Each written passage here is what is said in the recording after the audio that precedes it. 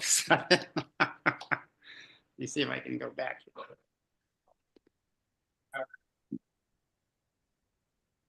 I had been light before and I don't know what happened. Where are you, Blake, in DC? There you are. Yeah, There you I'm are. at my Watergate apartment. So. Oh, okay.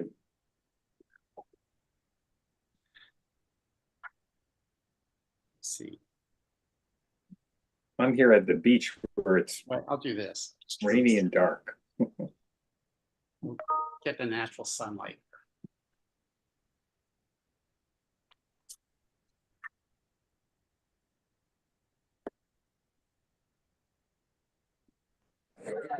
And that's one of them.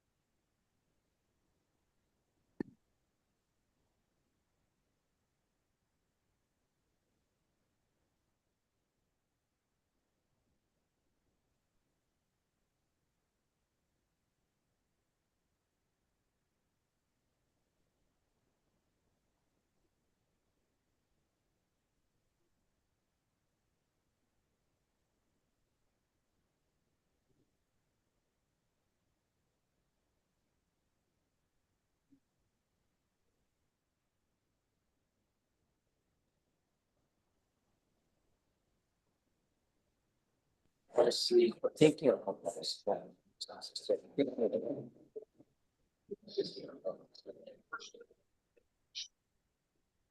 Morning, everyone. Welcome to the special meeting of the Bucks County Community College Board of Trustees being held on Thursday, August 21st, 2025 at the Newtown campus. Would you please rise for the Pledge of Allegiance? I pledge allegiance to the flag of the United States of America and to the republic for which it stands, one nation, God, indivisible, with liberty and justice. Ms. Brower, could you do the roll call, please?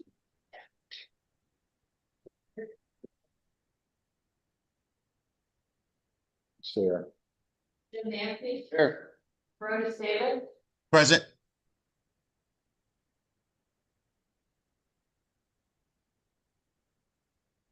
Jamie Fazlor. Present. Ronnie Hughes, Present. Present. Tom Jennings, Here. Adrian King. Yard, Present. Carol Leon Ferguson, here. Bill Worcester, Here. Patrick Jones, Here. Michael Clark. Thank you, Mr. Clark.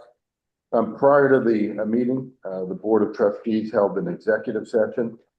During the executive session, the board discussed potential litigation, several personnel matters, consulted with the solicitor on certain issues. No deliberations, no votes were taken. Thank you. Is there any public comment today? Thank you. At the last regular board meeting on June 12th, I had asked Dr. Jones to look into the status and the progress being made on the college's environmental health and safety program, and he's here with a report today.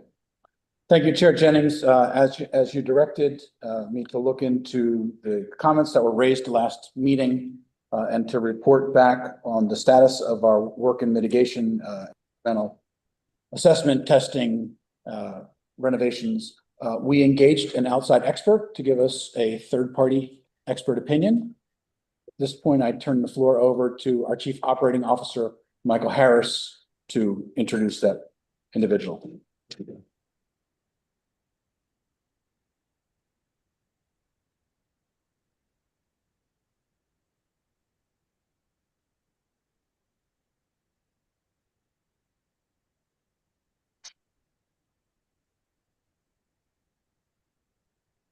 Can't hear.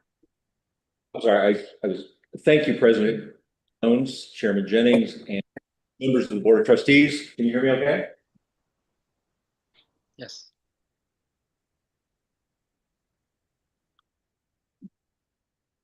Good morning. We were asked to prepare a review and analysis of the Bucks County Community College's environmental and related facility condition assessment, testing, and remediation activities for the past 2 years. 2 years ago, on August 17th, 2023, was presented with a report from the engineering firm RVE regarding facility conditions. And then on through today, Bucks has undertaken a host of environmental health and safety projects and initiatives. We are pleased to give you a review of those today. My first slide is taken from a portion of the EHS update communication that was sent out to the Bucks community in June, I believe June 13th specifically, stating that the college invested over $2 million in fiscal years 24 and 25 on environmental health and safety projects.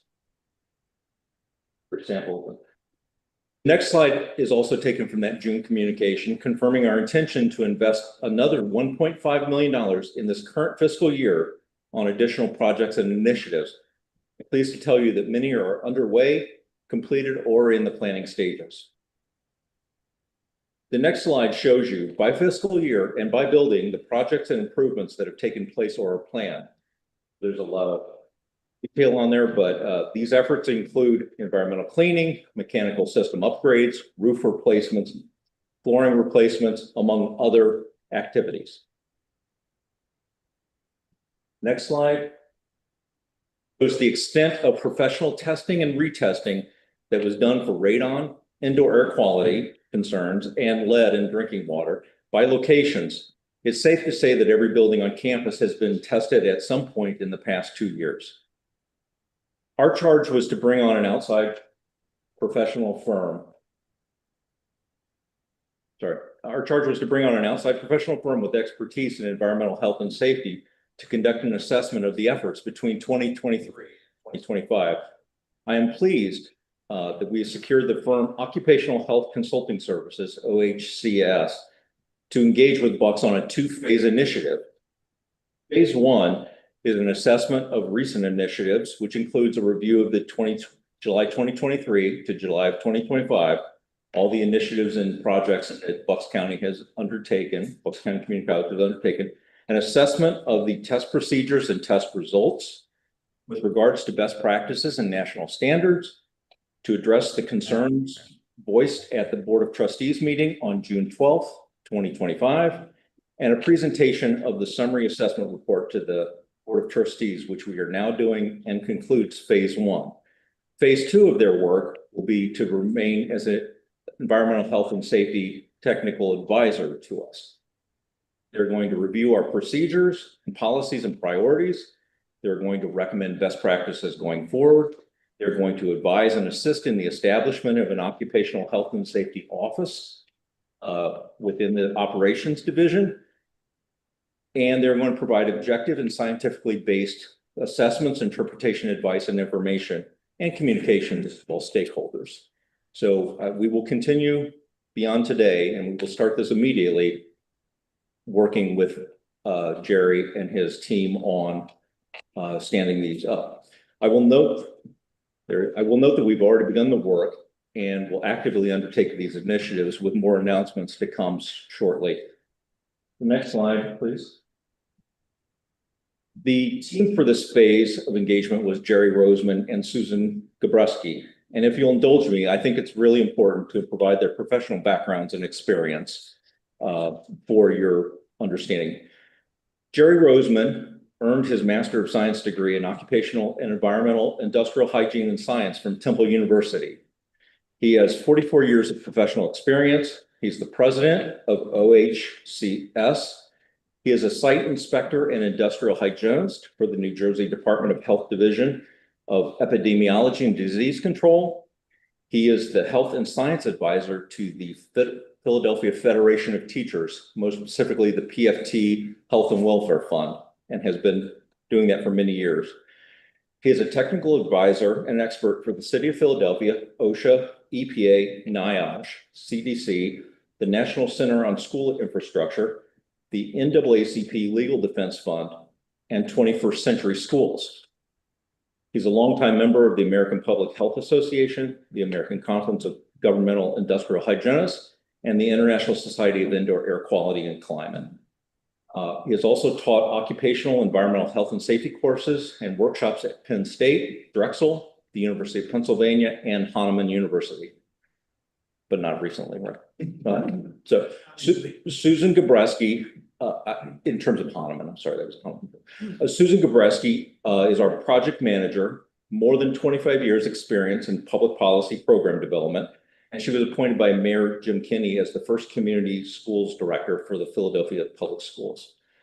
And with that, and with your permission, I'd like to hand the podium over to Jerry Roseman to summarize his evaluation report, his conclusions, his recommendations, and his responses to the concerns that were voiced during the public comments on June 12th Board of Trustees meeting. Jerry. Thanks so much.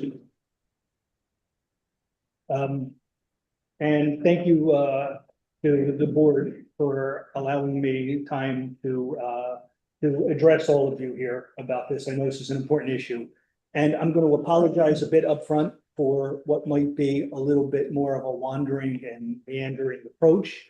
I understand I might have the time to do that. I've got a bunch of notes I'm going to sort of sort through, so hopefully you'll bear with me. Can we go back to one slide with the credentials on it?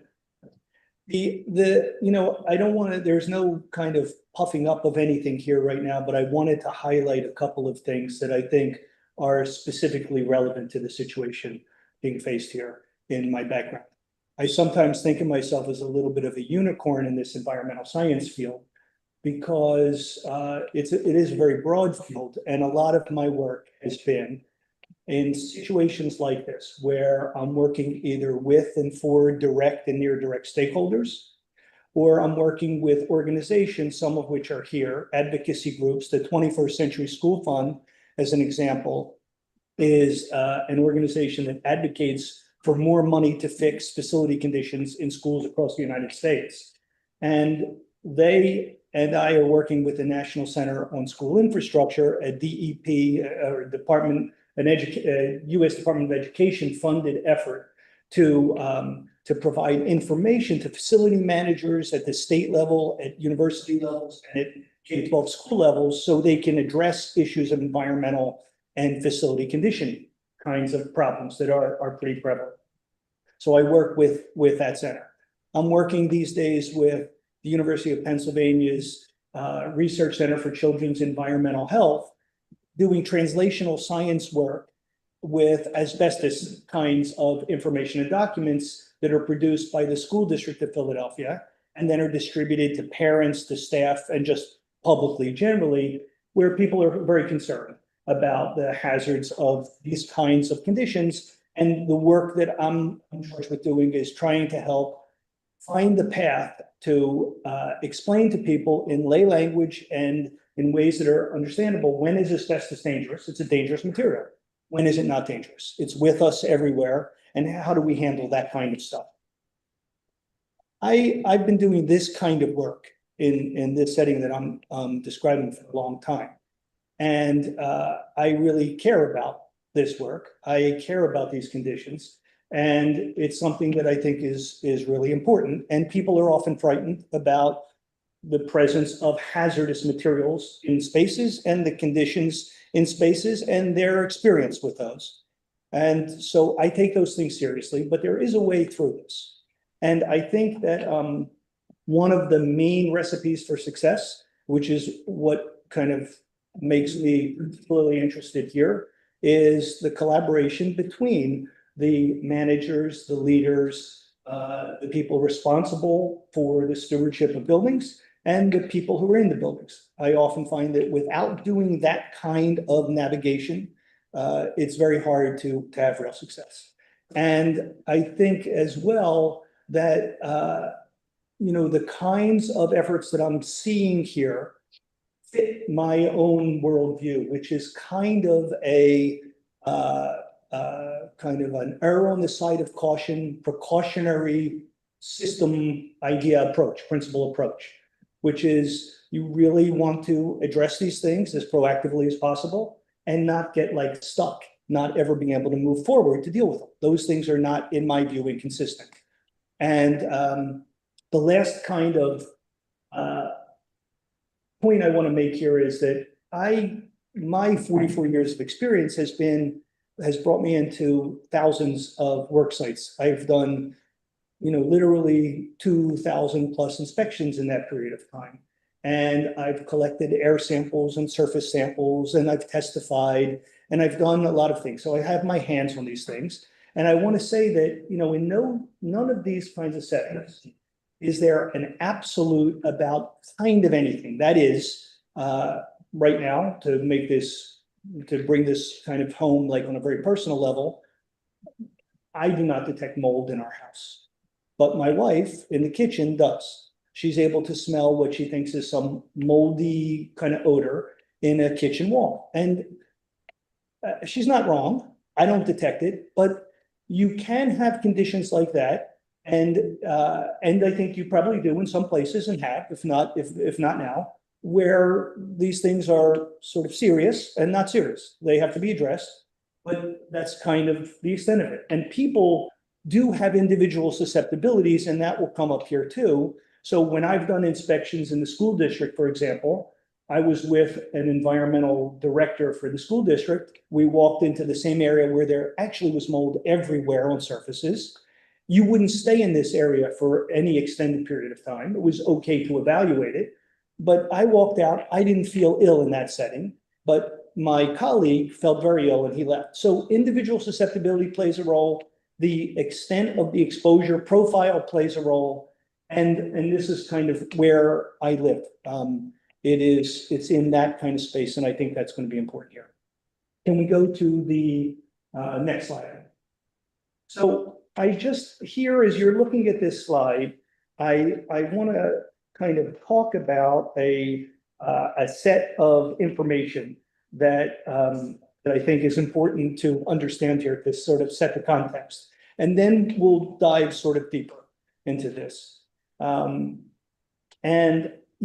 are a number of challenges, there's no question, about maintaining healthy, safe, dry building environmental conditions in any large portfolio of occupied buildings and spaces. That's especially true for reasons that are meaningful. In what are these densely occupied post-secondary educational settings, as well as in primary school settings. These are not like other non-industrial buildings. These have a lot of people in small spaces, and the high density of occupancy and the patterns of occupancy often make these kinds of locations compared to other non-industrial spaces particularly challenging and require ongoing maintenance, repair, upgrading, and replacement in a different way than office buildings do, which also require it.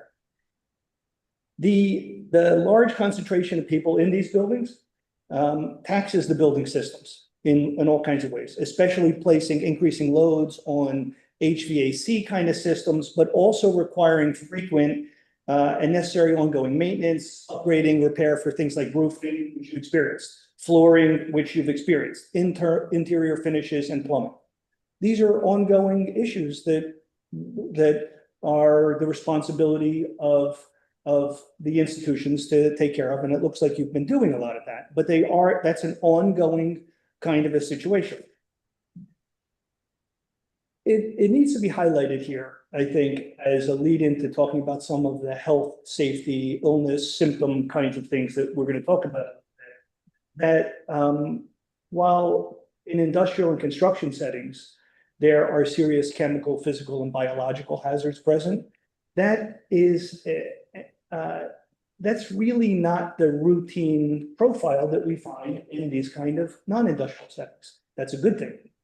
And it doesn't mean to say that there are no issues, but it's not those issues. That's not normally what we're looking at and thinking about. What we're normally looking and thinking about is comfort-related issues. That's primary. Sometimes individual susceptibility issues, and then not infrequently specific problems in localized areas and localized spaces that have to get dealt with. And so that's the scale and scope of what we're thinking about now. The problems and issues that have been documented here based on the review of the last 2 years of work. And so my scope, as Michael described, kind of starts, I've tied it to April, May of 2003, because that's when the RVE group came in and started to test. And I think they started to report back to you sometime in the summer, in August. So over that period of time, the major environmental hazard issues of concern were of really pretty limited scope and scale, even in the RVE report and in some of the USA reports. The environmental conditions that have been documented at the college are, based on my review of a lot of materials, reports, test results, safety committee meetings, safety committee meeting minutes, discussions, recommendations, remediation work,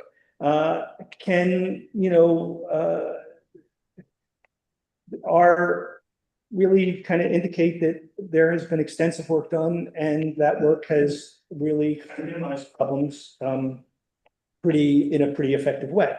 And it's kind of easy to see if we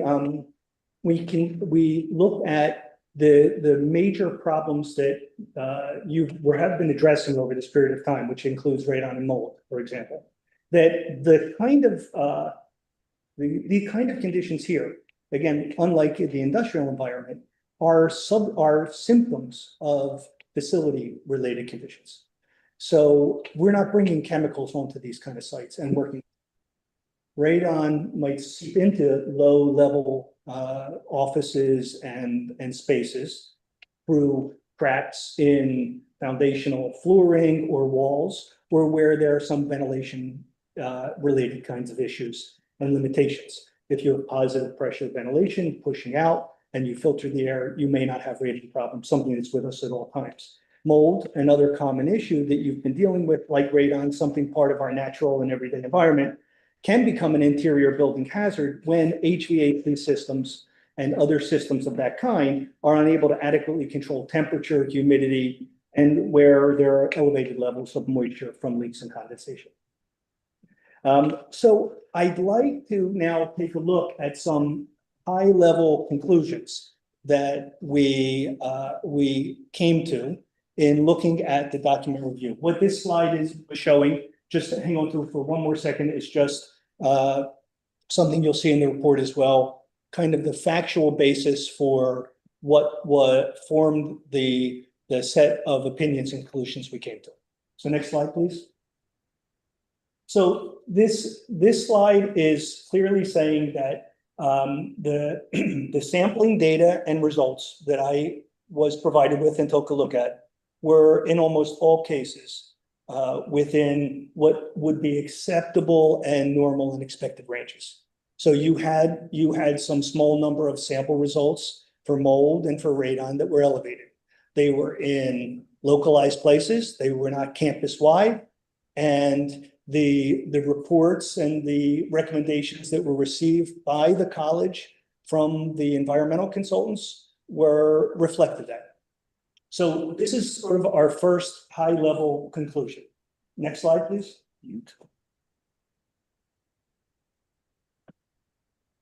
Before we get to talk about whether buildings are safe for occupancy right now, and I mean, I don't want to give away the game, but they are, in my view. The thing is that the levels and the conditions that were present, from what I understand in reading through the documents that were in place prior to 2023, have been greatly improved as of now. So whatever else has happened, the extensive amount of work that has been done, the testing and the retesting and the remediation has made the conditions in here better. There's no question about that.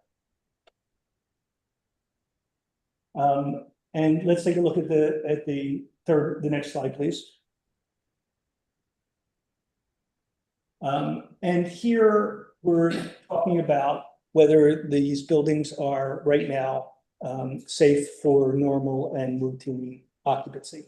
And I think the answer to that is yes. I mean, if I understand properly over these last 2 years, you have been occupying these buildings. And I think that these buildings and the way we think about these kinds of settings are not free of every hazard. No building can be, but they are safe for normal and routine occupancy. And Good question. sure. You said the radon and mold samples were within normal range.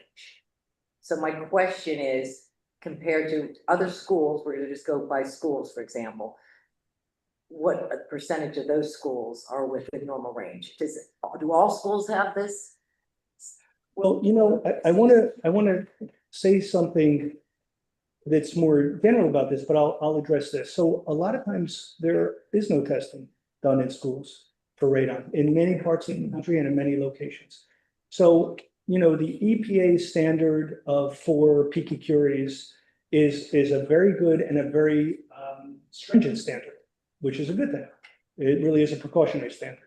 It's a standard that says if you're exposed at that level for 70 years, for a lifetime, considered a human lifetime, every day, every week, every month, your risk will be X. So we're not at those levels because we're not here every day. And I mean, people are not in these spaces like that. These levels, so almost all the levels that were obtained were below 4. There were a handful that were not. The highest levels were 15 to 18 or 15 to 20. That's 3 and 4 times and 5 times. Those are actually still fairly modest levels in terms of exposure, but they need to be addressed. And those were in a very limited number of areas. So that's what I was saying. The board could just hold questions till the end, so we'll let you get through, Mr. Coleman. Mr. Roseman. So the one thing that I kind of meant to say as I was going through this that leads to this is something that really did strike me. You know, I have been in many settings where the problems are quite extreme, and the disconnections between the occupants of the buildings and manager of the buildings are really very separated in all kinds of ways. I didn't see that here, and this is like kudos to staff and faculty for bringing issues up, for persisting with them, for bringing them to your attention, and commendations to the college for addressing these things. This is how it's supposed to work. I may know before Michael about a problem in a building where I'm teaching or I'm sitting. And you're supposed to then hear these and be able to address these in a timely and effective way. And it seems like kind of both of those things actually did happen. And so that's really good thing. That I know that this process here has not been perfect, smooth, and fully seamless, but that also was kind of expected. And hopefully it's going to be able to be made more seamless and more effective as we're moving forward. And I'm hoping to be able to help with that myself. And hopefully you'll let us do that. You know, we also, in addition to Susan and I, we do have a software developer data science piece that we are often using for situations where we're trying to collect information and data in a very standardized way, and to be able to analyze that and to show that to people and have them understand what's actually happening and what's going on. And and his name is Sean Brown. And so if we move ahead, we might be able to help work with you around data information and kind of public facing kind of approaches. Can we move to the next slide, please? Good morning. Come in. So I put a couple slides together that are meant to address one of the kind of, I mean, there are separate categories of information here. One is, was there testing done, and was the assessment that was done up until now good? Did it actually answer questions? I think the answer to that is really largely yes, that that was the case. And then how about remediation work? And again, the remediation work, I think, there was a lot of remediation done. I think Michael showed some of that. And I think that work also made major improvements. And then you've got contaminants that are measured. And one of the questions is, how much should we worry about those? And when I say worry about them, I mean in place as exposures and how you would handle them. And I think, you know, we're looking at that a little bit and talked about that. And I think you've got issues to deal with. A lot of them related to facility conditions with systems, which are typical. And we talked about that a little bit. But then there's a big chunk of a thing, which is, I feel sick.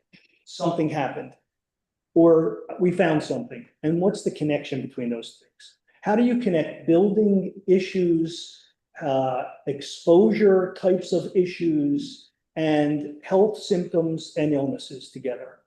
It's really not an easy, simple one-to-one, and it doesn't work like that.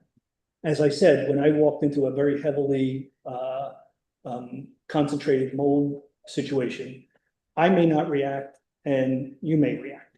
And there are other times when, you know, people have actual illnesses in buildings of all kinds, and it's not related to the building conditions. So you can be exposed to something and not react. And you can react to something and it not be in the building. And then there's this big in between, which is there's a lot we don't know about these connections. We just don't know. And so in these settings that we're in here, non-industrial settings where you don't have chemical hazards, trying to address those issues requires real science. I mean, the thing is, kind of opinions, perceptions, feelings, and ideas are really important because we have to deal with where people are and talk to people. And actually, people are often great reporters of what they're feeling, but they may not be the best at trying to figure out the relationships, and that's really hard. So this is what we're talking about here, is why is this so hard? And there are a bunch of reasons, and I mean, you can read them here, so I'm not going to go through all of these, but these are the kinds of issues that we're dealing with all the time.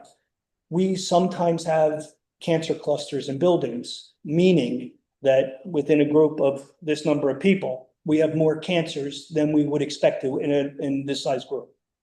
Almost always in these settings, it's random. We rarely, when we do actual analysis of it, it's not that people aren't sick in those ways. It just isn't related to the building. And that's because you have to have a specific connection that you can make between an exposure and an illness. So again, individual susceptibility, yes, always. But asbestos and radon and even mold, they do these things and they don't do these things. And so if you have these things, it can't be from that. They take, in some cases, 10 to 40 years before anything shows up. So if you're ill within a year or two, it can't be related to that. So these are all the issues that we have to sort out when we're thinking about those connections. Next slide. This piece of this is talking a little bit about another issue that I think is critical and you will be dealing with, as I understand this, as you move ahead. And that is, let's put it into the category of systematic, standardized, comprehensive, consistent data collection. I know that, you know, I work with populations that often are very concerned about confidentiality and reporting. And one of the things I explain when I'm looking at this, when we're doing some kind of epidemiologic study to find out what's going on, is we need real data. You need real diagnoses. You need that kind of stuff. That's important with disease for sure. It's even more important with symptoms, which are you know, very qualitative. So none of these things should ever be dismissed. They're really important. And there are systems that need to be put in place to make sure that what comes in is something that anybody can handle, deal with, and respond to. Next slide. This is just showing the kind of general process that should go on. And again, in my review of the reports and documents you provided, this does go on. We lost our arrow with it, I guess. And so this is exactly what I think you did. Now, we can always talk about, was this enough in every space? In some sense, it can never be. And in another sense, it's fine. And I think here it really was fine in these 2 years. So there are problems, reports, concerns gathered. I think we can do better with that. I mean, this is what we're talking about with a more systematic approach. The same with the assessment evaluation strategy. Do we always get it right about how many samples to collect, where and when? No, but we can always improve that. There's the visual assessment and the testing data leading to specific recommendations. That's something that we can do together. That is, you know, the entire community. You then conduct remediation. You're putting out information throughout this whole process that says we did this. You can see it and it can be verified. And then if there is, you know, post remediation testing and verification is fairly common, but not always done in every situation. But this is the process. I think you're doing this process. It seemed that you're doing this, and again, everybody's participating in it. I mean, from my reading, I think I saw 40 copies of Building Safety Committee minutes and conversations, and that was great. You know, that's something that we just don't always actually see. And there were a lot of acknowledgements about the value of the work being done. And there were board meetings in which presentations were made, a bunch of them. So, you know, there was a lot of communication. And so I think it'd be exciting to work with you to upgrade that. But we're building on something that you've already really established, all of you, again, in your whole community. Next slide. So these are some basic recommendations. I didn't look at the work sites really. I came in for a brief time and looked at a couple locations at Grupp and Founders Hall, library, but you know, it was an initial overall look. Honestly, you know, nothing much popped out in terms of overt and gross level problems, with the sole exception that, you know, subjectively, although you don't have people in, some of the air quality was stuffy in some places, which reflects, you know, ventilation system operation, which easy thing to look at and should be looked at. But I think, you know, these 8 or 10 recommendations are pretty basic. And again, I think this is the agenda and approach that you are currently on. So I think I'm going to stop here, and if there are questions or anything else to. If I could start, Mr. Roseman, given the concerns that you identified, you reviewed from 2023, is it your general conclusion we've done what we need to do at the college? The results pretty good? Yeah, I mean, the thing is between 23, the results from 2023 in the RVE report, I think they were responded to effectively. Like in some cases, there were radon levels that were identified, and some of those locations remain closed for several retesting periods. You still have some places closed at Grubb Hall, for instance, that are not being used. There was all kinds of work done to deal with roofing and flooring and other kinds of remediation. So I think, yeah, the RVA report recommendations were really pretty well responded to. And our buildings are safe for occupancy? At this time now, are you saying? Yeah, my judgment again is based on everything that I've seen. If something else is presented, we'll look at it. They are safe for normal and routine occupancy, except like might always or in some places, if there's a problem, the crops up. But right now, I know nothing that's unsafe for occupancy that I've seen. With regard to the ongoing plan that I'm sure Mike has shared with you, does that seem appropriate? Should we be doing more? What do you think? The ongoing plan for FY 25-26, that kind of thing. Yeah, again, I think that it is, extensive work. I do think that, it's the kind of thing where you want to bring people together to look at that and come up with an implementable plan together as you move forward. But yes, I think it's the right kind of approach. Anyone on the board, questions? Sham Suda? Yeah, I'll take much less than 2 minutes. I'll ask a question, but before I do that, I'll digress a little bit. The township I live in, the water suppliers, they give us an annual report of the quality of the water.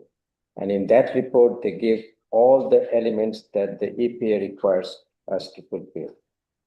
And also gives the range or the value that each element may have. And this allowable, yes.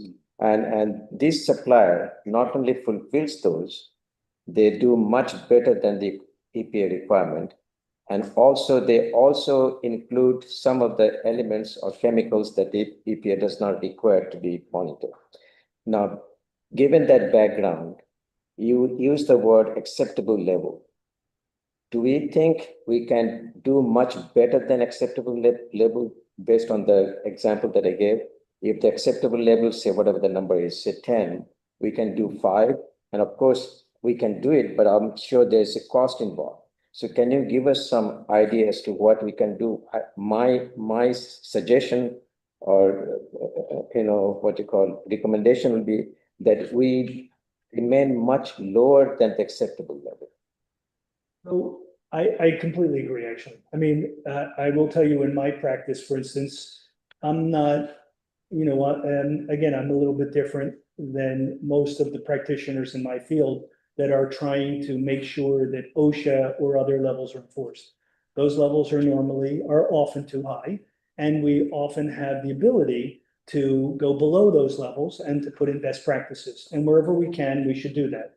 And, part of my work over the years has been to do that with clients and places. And sometimes, sometimes buildings might think they can't do that when they can, and sometimes they can't.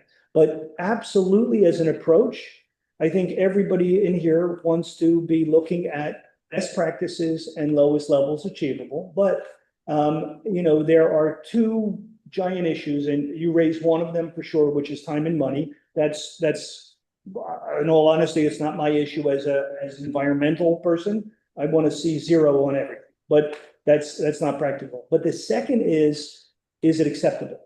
So acceptable and adequate is often in my world different than spectacularly great and perfect. So say, when you're meeting these levels that the EPA has established in almost every case, and especially in environments like this where the exposure profiles are limited. It's really not, in my experience, 8 hours, 365 days a year or more of this kind of continuing exposure. Your safe and acceptable routine and normal occupancy occurs. That's all, and that's what I was talking about. Should we try to achieve the best levels we can? Always. And that takes some conversation about what that is. Any other trustees here in the room? Questions? Tom, I was just going to say, I think this was a great review and a fabulous presentation, and I thank you. Thank you, Carol. As the public is watching you and listening to this report, I think that you've stated now that if I were a parent of a student, I would feel comfortable having my student sit in the classroom at the campus today. Is that correct? Yeah, I didn't see anything reported, described, listed that would make me say no to, that would have any other conclusion. So yes. Secondly, as a person who may be working here in some capacity, whatever it is, would you feel comfortable that they're in an environment where they can do their job successfully? And I would say the same thing. So I would say yes. Again, this is predicated on what you're doing also moving forward. So it's constant, it's assessment and remediation where needed. So yes. Thank you. I can announce Anybody on Zoom? No? Tom, there's some staff member present here. Maybe you should ask them if they have any concern. Staff will have their opportunity to meet with Jerry Roseman on September 4th at a town hall. One quick question. I'm assuming, I'm sorry. Go ahead, Ed. I already know the answer to this, but so these recommendations, the next steps, I'm assuming we'll continue to follow the plan. Yes. Mike? Yes, we, as part of Jerry's ongoing engagement with us, we are going to implement these and tweak them, make them better. But yes, there's a lot of steps we'll be taking, but yes, we're following this playbook. Yep. Thank you. So I have a question, which is, can you just address briefly the discussion that was brought to our attention in June, where some members of faculty and staff were talking about believing that there is cancer, throughout the college community have cancers. And I know that you had this on some of your slides, but I wonder if you can address how you see those sorts of discussions. You and that me. I believe that.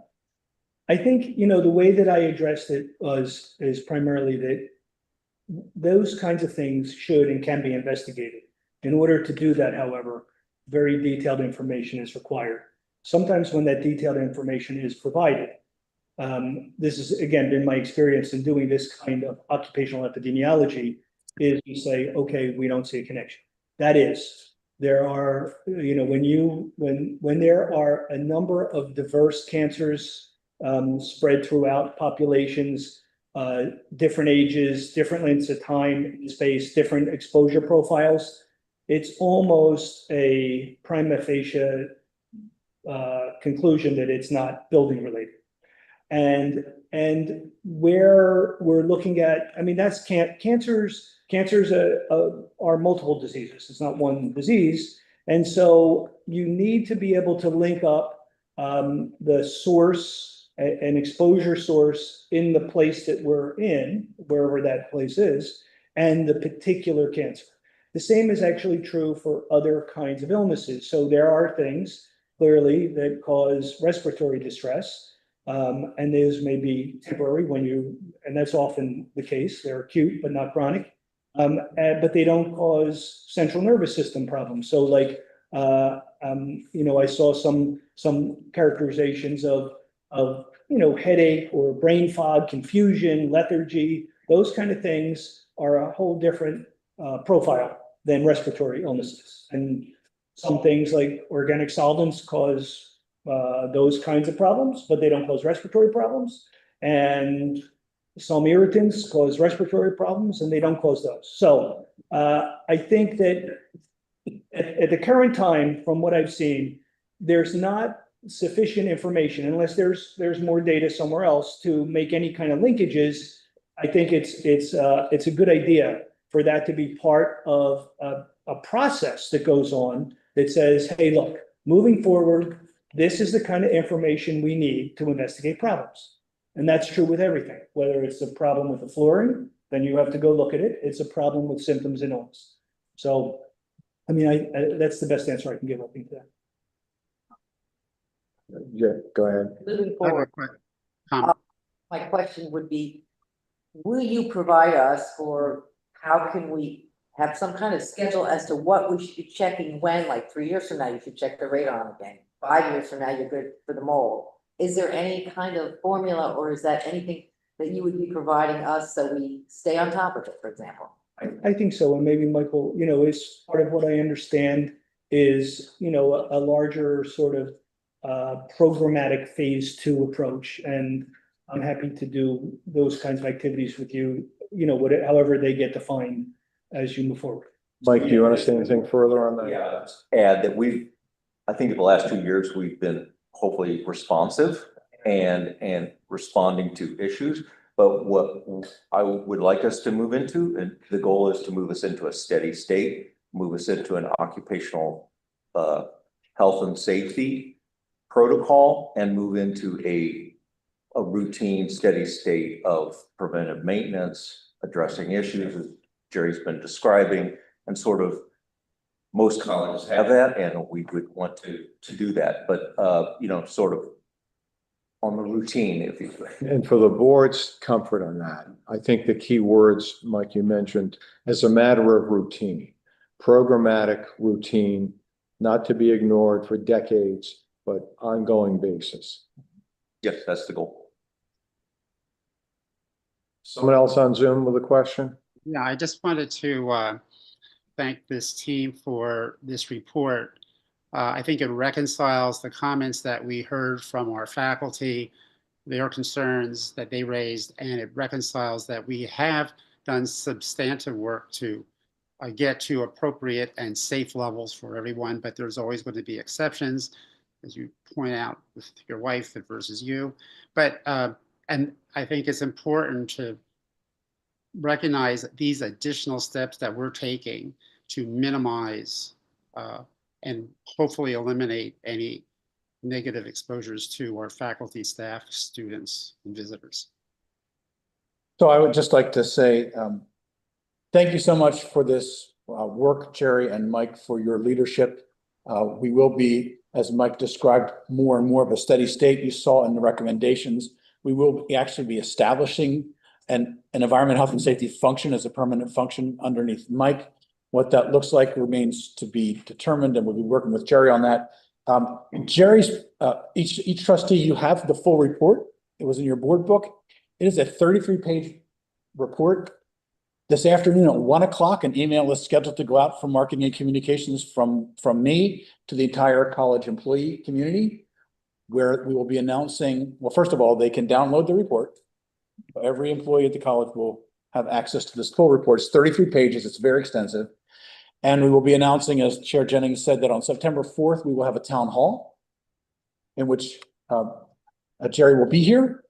And so the goal is that people will have had an opportunity to read the report, because it's a lot of people for 1 hour's worth of time, right? So it'll be a town hall that'll include the Inns Lock Auditorium, people online. And so hopefully there won't be so much presentation. It'll be more, we'll have read the report, an opportunity for them to come in and ask specific questions. And for the trustees, particularly those who are not physically present in Newtown today, I'd asked Beth to send the final report to you via email. So look for that today. So you've got the last word, the final report, as well as the message that Dr. Jones has prepared for the community. So you'll have that too. Again, being sent by Beth via email, hopefully to your Bucks EDU address. And then we'll move on to our next topic. Before we do that, this is Adrian. I'm sorry, I'm online. Just a question, just to follow up on what Patrick just said. So it sounds like we have the beginnings of a communication plan. So there's going to be an email distribution. There's going to be a town hall where there's going to be an opportunity to ask questions. Because it still appears that there's additional work that's ongoing, and because there was an event, right, that created some concern, is there any communication plan beyond that town hall? So like an annual communication or what have you, so that to continue to resolve, right, any of the concerns, you know, that we heard at the last board meeting or what have you, or that people might be feeling?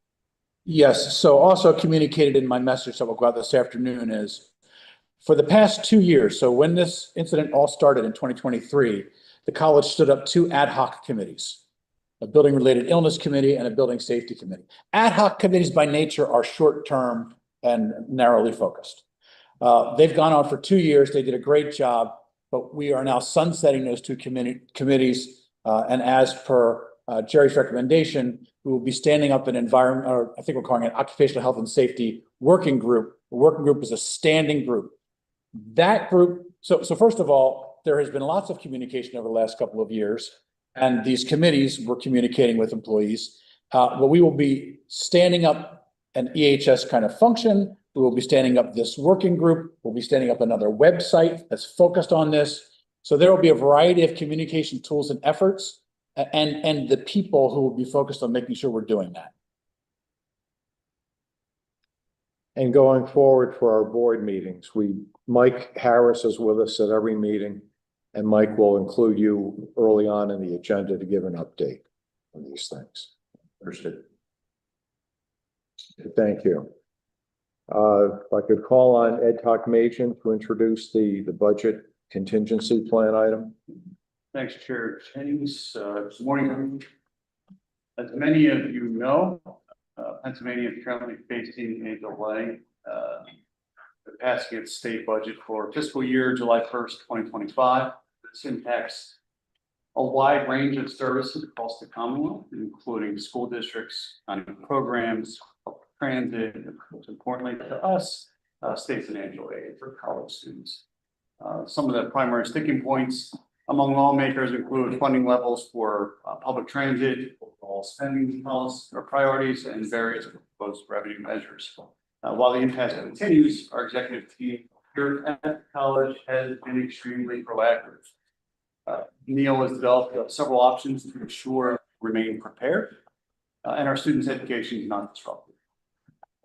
These options have been reviewed by the Finance Committee and are being presented to you today for consideration ahead of a future vote.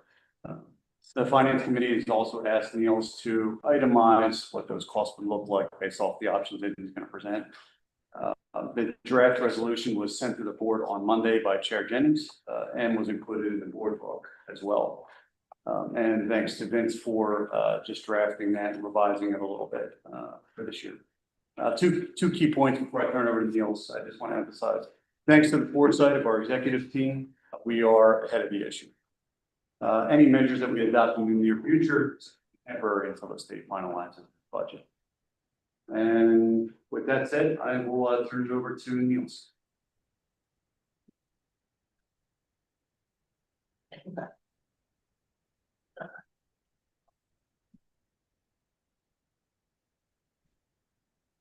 Niels online? Yep, I am. Sorry, I was on mute. Apologies. So thanks, Ed. I will just proceed through this. As was alluded to, we've dealt with this a couple of years ago. We had a similar issue in terms of budget delays. So we'll provide kind of an overview of the process, where we stand, and some of the potential alternatives as we progress. So if we just move to the next slide. This is just a level set. I'm sure everyone here is familiar, but just to kind of provide the context for where we find ourselves, we received a letter at the end of July from the Governor's Office of the Budget, indicating that as it relates to this this institution and our related folks, the state-related universities, community colleges, PASHE, and comparable institutions are going to have funding delays. And so they articulated both the operating payments that we expect or appropriations and capital payments would be delayed. We, as an institution, had anticipated approximately 5.7 million in operating appropriations in the July-August timeframe, and another 2.2 million in capital appropriations during that timeframe. So that's what we would have expected, roughly 7.9 million over the course of the next couple of months. This is similar, as I said, to what we experienced 2 years ago. During that period, the only difference was that we did, in fact, receive the capital appropriation that was paid, but the operating appropriation of the 5 million plus was not. So this is a, we have some experience with this, and we're able to kind of review the playbook that we had implemented last time and try to anticipate how we would progress going forward and try to do it in a disciplined and informed manner. One thing I just want to mention as an aside, the budget delay is expected to defer any decision on our capital funding request, which has also been presented to the board. Those funding decisions are typically made by PDE after the budget's enacted. So whereas that typically would have been July, which would have, hopefully triggered a decision sometime in the fall, that's obviously going to be delayed until some point after the ultimate, the budget is ultimately enacted. If we just turn to the next slide. So in response to the delay, a few of the things that we looked at, first was to look for opportunities from an operating expense standpoint where we might either reduce the expense or at least defer it, anticipating perhaps if we could push out to the second half of the year some of the expenses. Contextually, about 12.8 million non-personnel related operating expenses were under review, and that's 12.8 million. So we looked at unit plan initiatives that the various departments and divisions had, and sought opportunities there to defer about 0.4 million in initiatives there. So we'll just extend those to the right primarily. And we also looked across other operating expenses and worked with each cabinet member, and they respectively worked with their teams to identify opportunities to reduce or defer costs and push those again to the right. Kind of using the second half of the year as a threshold with the hopes that, resolution with the budget would occur at some point, November, December timeframe at the latest. So that was the first step we took. We then also felt it prudent to look at financing alternatives in the interim that would kind of bridge any cash flow gap we might have. One of the things that we looked at last time this occurred a couple years ago was to accelerate a county appropriation. We would expect about 4.7 million from the county in January.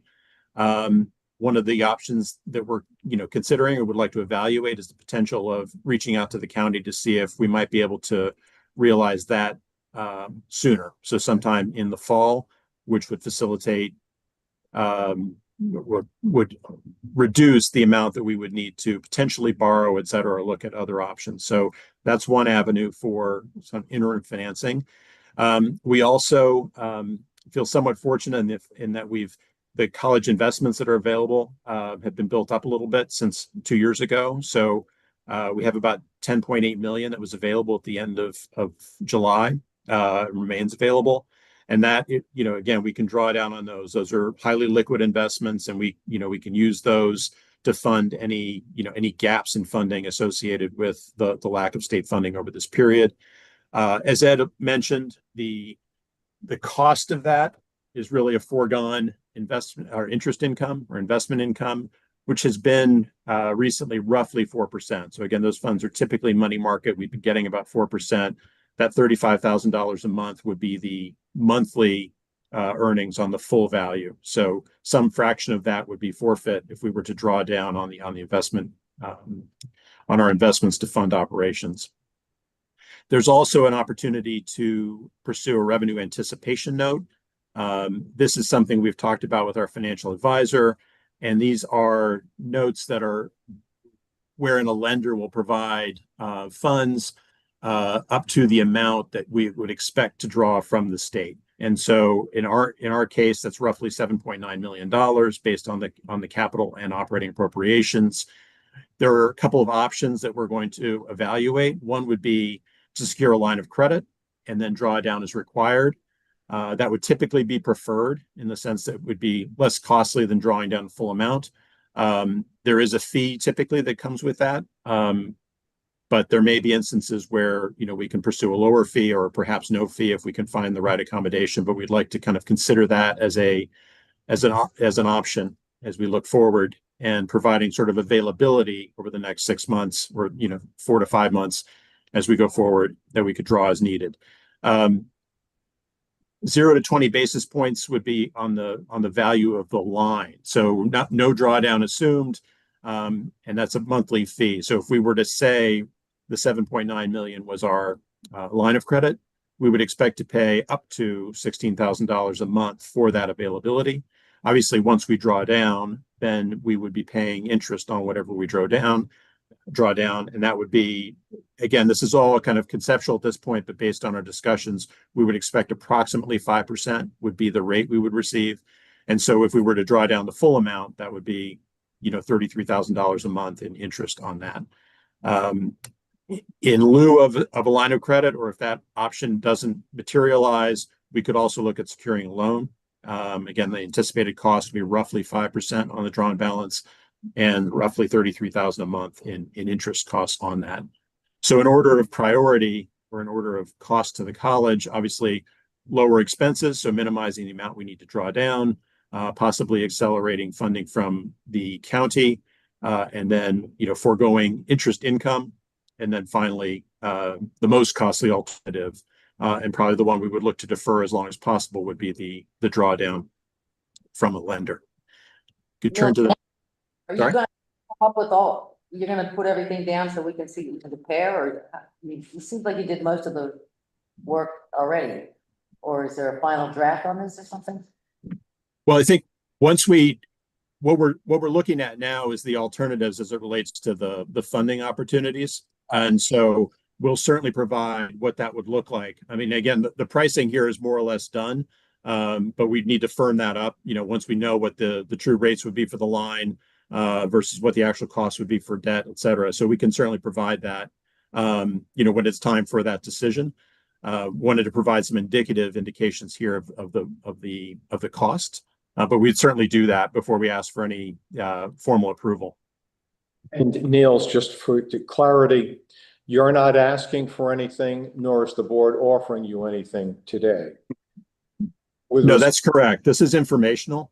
We just wanted to provide an overview of, what we're doing in anticipation of this concern, to, provide some understanding of where we sit, and also to kind of inform the board of what we're, looking to do as it relates to possibly securing third-party availability from a credit standpoint. So there's no formal request here, and same with the resolution or authorization. I think it's indicative of what we might expect to see.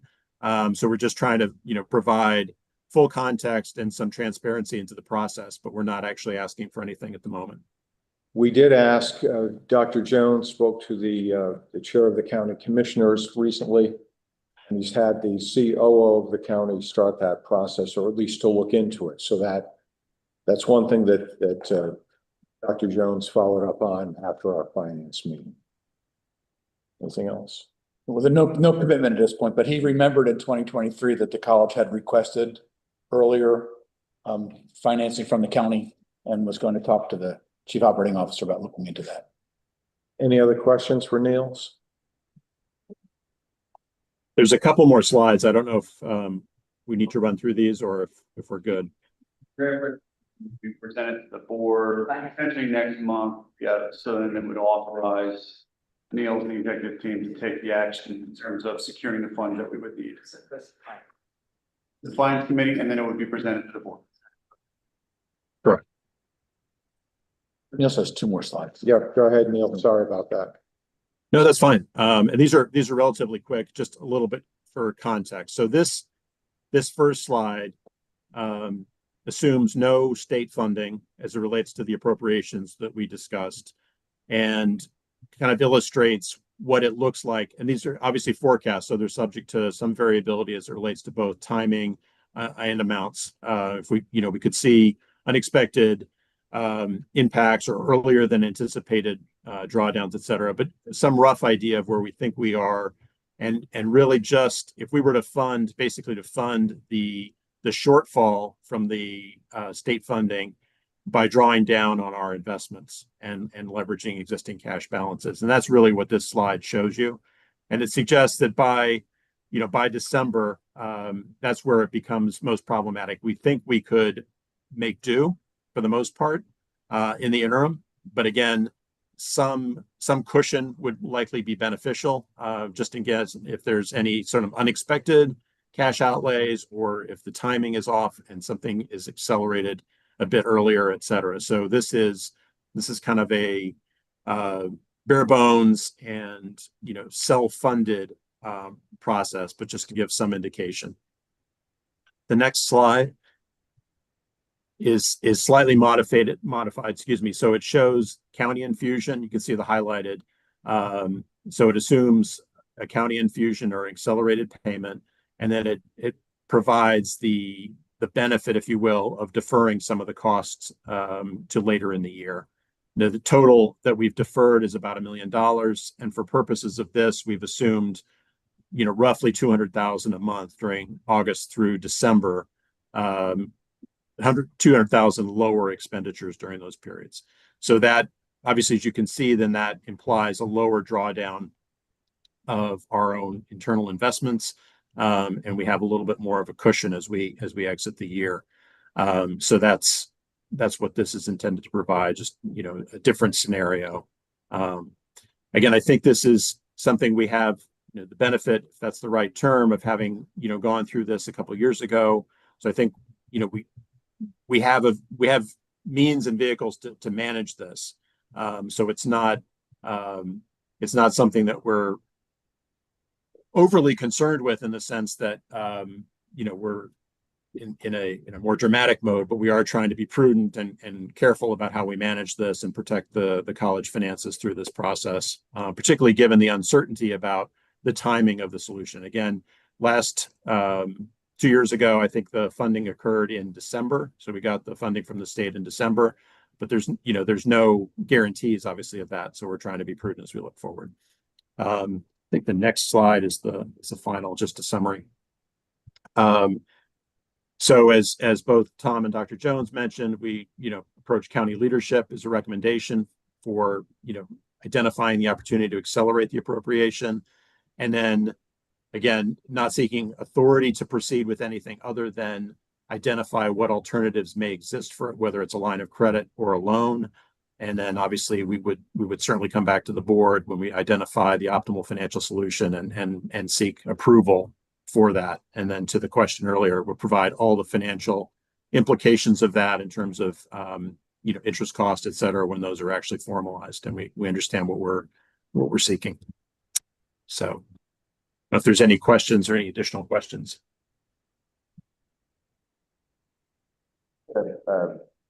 Two quick comments also. First of all, thank you, Niels and Ed, for organizing this. That's very helpful, and we appreciate you being proactive on this.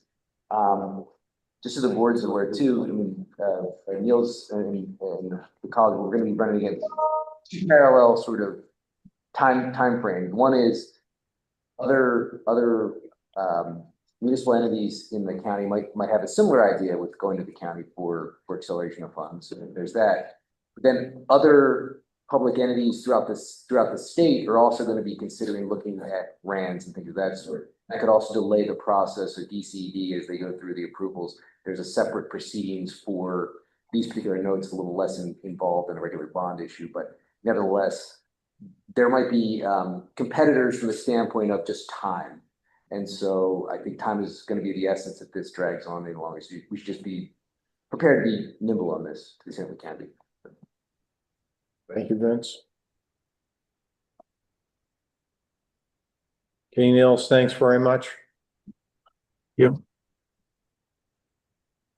Is there any further board comment today? Yes, I just want to make a comment that I really did appreciate the comments from the faculty at the June meeting.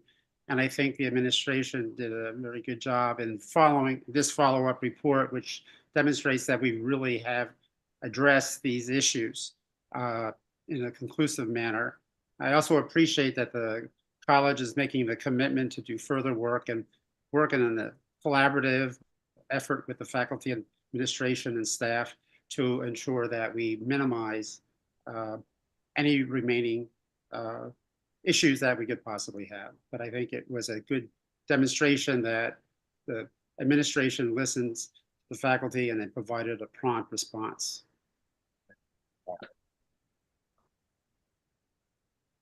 Thank you. Motion to adjourn?